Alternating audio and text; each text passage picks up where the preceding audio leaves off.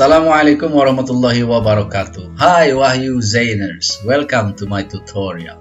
In this video, I'm gonna share about simple present tense. Mengapa kita harus belajar simple present tense? Karena ini adalah grammar dasar di dalam menguasai bahasa Inggris. Tetapi sebelum lanjut, jangan lupa subscribe and share supaya teman-teman kalian yang juga ingin belajar bahasa Inggris bisa ikut belajar di sini. Silakan ikuti tutorialnya. Hope you enjoy the video. Take a look at these sentences. I believe in Allah. We recite the Quran every night. A Muslim believes in Allah. He recites the Quran every day. Do you find something different? Adakah kalian temukan sesuatu yang berbeda dari kedua kelompok kalimat ini? Ya, terdapat perbedaan. Di mana? Di dalam kata kerja, yaitu di dalam kalimat kelompok yang di bawah. Kata kerja believe dan recite ada tambahan huruf S. Kalian tahu kenapa? Karena untuk subjek he, she, dan it, di dalam kalimat simple present harus ada tambahan S. Lalu mengapa kata a Muslim harus juga ada tambahan huruf S? Karena a Muslim artinya seorang Muslim. Ini artinya dia seorang laki-laki atau dia seorang perempuan. Di mana kata gantinya adalah he dan she. Maka a Muslim harus juga kata kerjanya ada tambahan S. A Muslim believes in Allah. Sebelum masuk kepada pembahasan yang lain, kita pahami dulu pronouns, kata ganti. Kata ganti he memiliki makna dia laki-laki seorang. Maka biasa digunakan sebagai kata ganti untuk seseorang, misalnya yang bernama Denny. Atau untuk penyebutan yang menunjukkan kepada seorang laki-laki, misalnya my father. Kemudian she memiliki makna dia wanita atau perempuan seorang. Maka digunakan sebagai kata ganti dari seseorang perempuan, misalnya yang bernama Cindy. Atau sebutan yang menunjukkan kepada seorang perempuan. Di sini contohnya my mother. Kemudian it ini sebagai kata ganti dari benda atau binatang yang menunjukkan satu atau seekor. Misalnya a cat. Nah, untuk pronouns ini atau kata ganti ini di dalam kalimat simple present, kata kerjanya atau verb biasanya diberikan tambahan es atau S.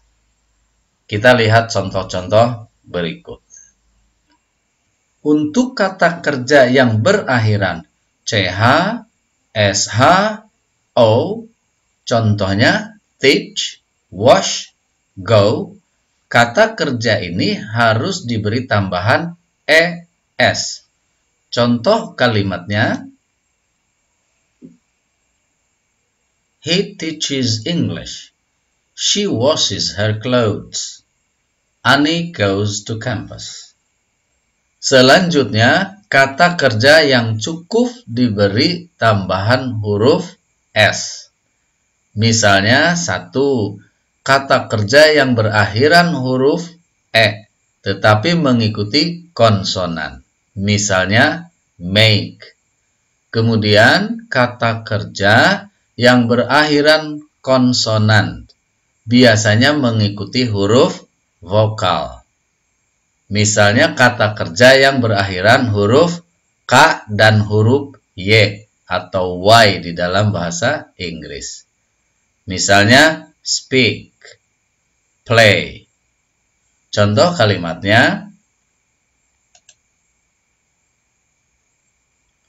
she makes her sister happy. He speaks English. Danny plays badminton. Untuk kalimat yang terakhir, ini adalah kata yang berakhiran huruf Y, tetapi mengikuti konsonan lain. Contohnya study. Nah, huruf Y untuk kata kerja ini diganti dengan I. Lihat kalimatnya. Ani studies Arabic seriously. Nah, semua kalimat ini merupakan contoh dari kalimat-kalimat dalam bentuk simple present tense. Sekarang bagaimana kalau kita membuat kalimat tanya dalam bentuk simple present tense? Perhatikan kedua contoh kalimat ini. Do you teach English? Does she washes her clothes? Dari kedua contoh kalimat ini, ada contoh kalimat tanya yang salah. Menurut kalian kira-kira yang mana? Ya, yang salah adalah contoh kalimat yang kedua. Does she washes her clothes? Kesalahannya ada pada kata kerja. Di dalam bentuk kalimat tanya, kata kerja itu tidak boleh diberi tambahan. Jadi harus menggunakan kata kerja awal atau kata kerja asli. Maka dari itu, huruf E dan S di sini dalam kata kerja washes harus dihilangkan. Nah, jadi kalimat tanyanya harus seperti ini.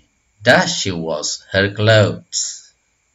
Dalam membuat kalimat tanya dalam bentuk simple present tense, dibutuhkan kata bantu do dan does, di mana kata bantu do digunakan dengan subjek Ayu Dewi.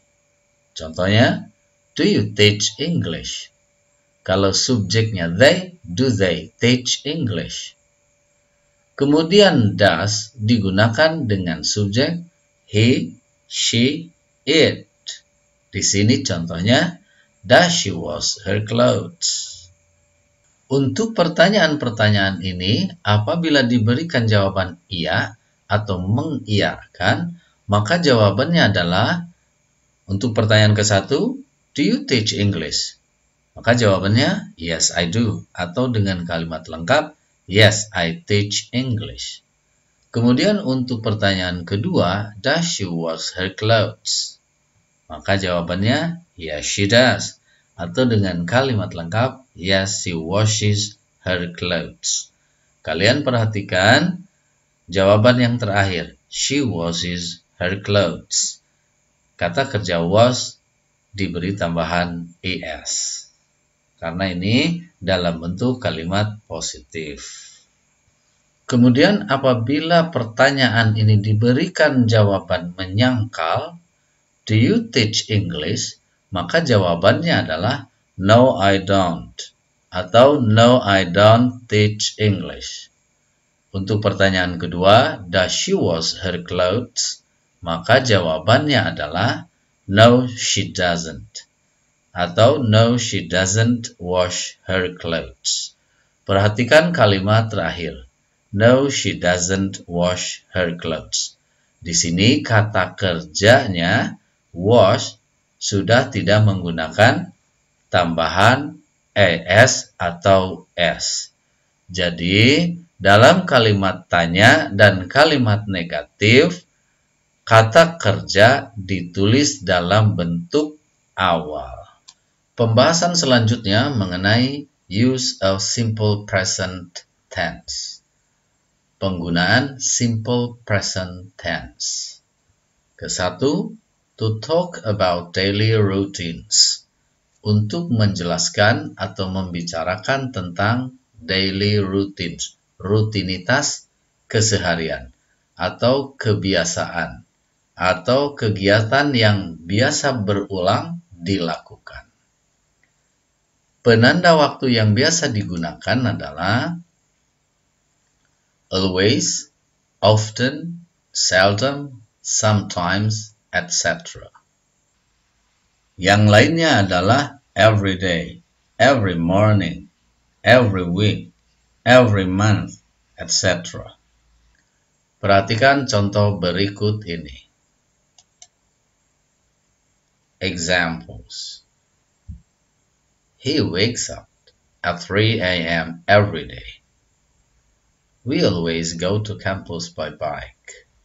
Fungsi atau kegunaan yang kedua adalah to talk about facts, yaitu untuk membicarakan fakta atau kebenaran yang secara umum sudah dianggap benar.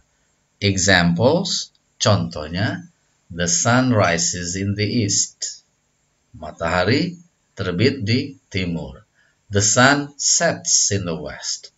Matahari terbenam di barat. Kemudian contoh berikutnya, ice is cold. Es itu dingin. The earth is round. Bumi ini bulat. Fire is hot. Api itu panas.